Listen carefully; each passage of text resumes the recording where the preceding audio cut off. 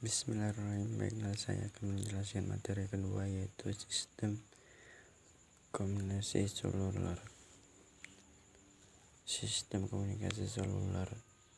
Komunikasi adalah proses pertukaran informasi antar individu melalui sistem simbol bersama telekomunikasi. Berarti proses komunikasi yang dilakukan melalui jarak jauh, tele jarak jauh. Contohnya adalah data, suara,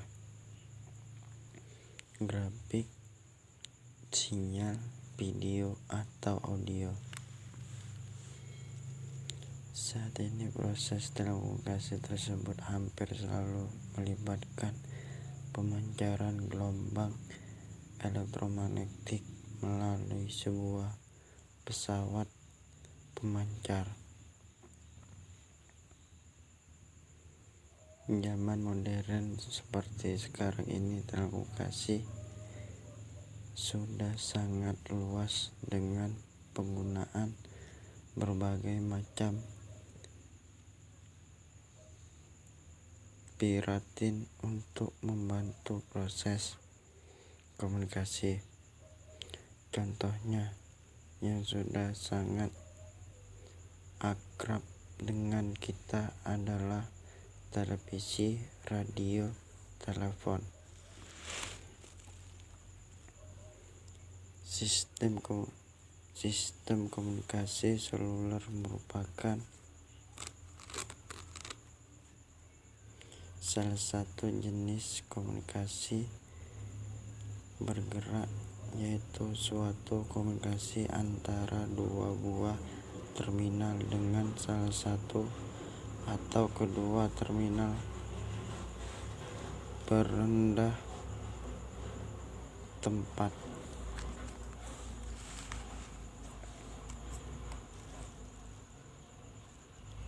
Sistem komunikasi seluler dapat melayani banyak pengguna pada cakupan area geografis yang cukup luas dalam frekuensi yang terbatas. Sistem ini juga menawarkan kualitas yang cukup tinggi dan tidak kalah jika dibandingkan dengan telepon tetap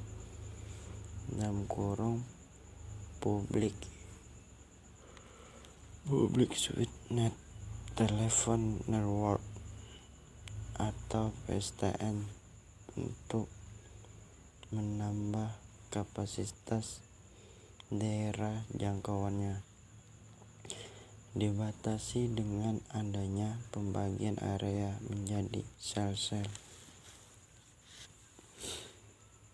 Organisasi yang mengatur standar sistem telekomunikasi. Standarisasi dalam bidang telekomunikasi merupakan suatu hal yang sangat penting sekarang ini. Dikenal ada badan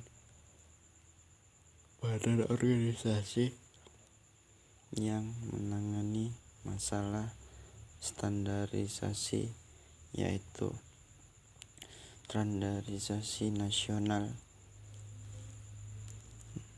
regional, dan internasional. Pada tingkat internasional, paling tidak dikenal ada dua badan internasional yang sangat berpengaruh pada bidang telekomunikasi. Badan itu adalah 1.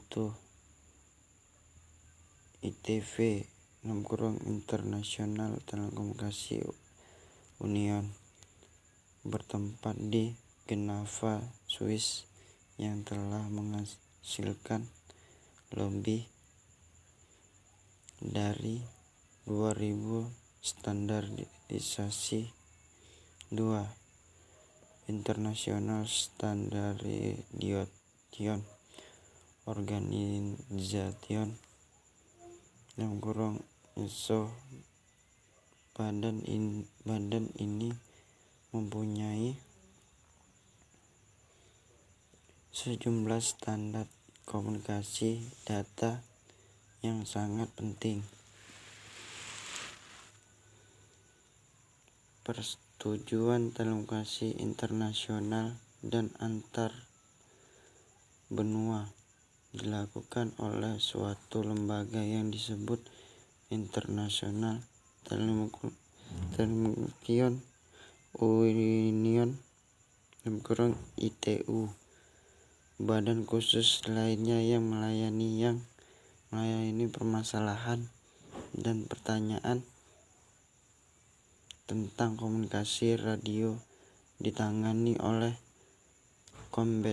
Consultative International des Radio Communications (2CCIR). Proses telekomunikasi hampir selalu melibatkan pemancaran gelombang elektromagnetik melalui sebuah pesawat pemancar. Penggunaan berbagai macam piratin untuk membantu proses komunikasi banyak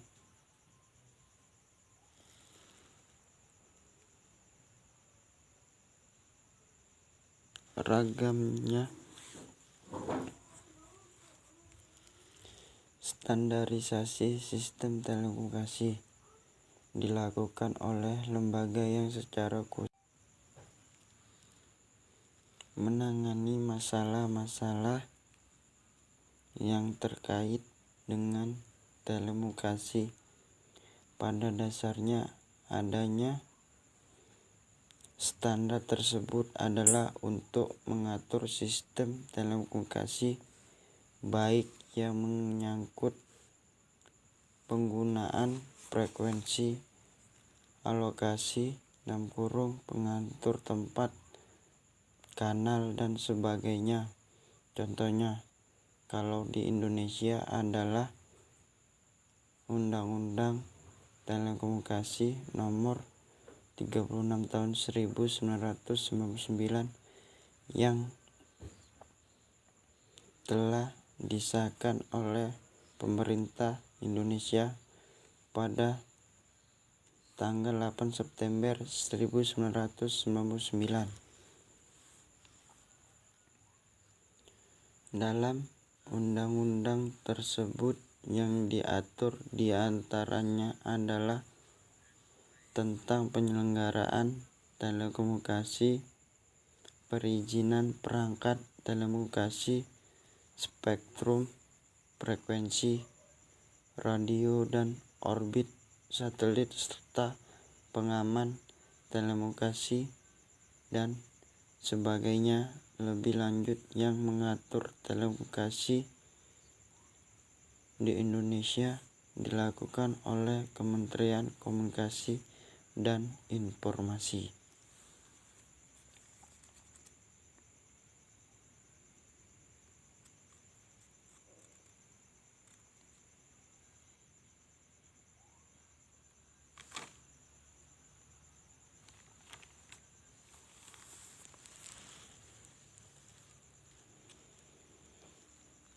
Munculnya telepon dan industri yang terkait telah menghasilkan perubahan-perubahan teknologi yang mengubah sejarah hidup manusia. Kejadian itu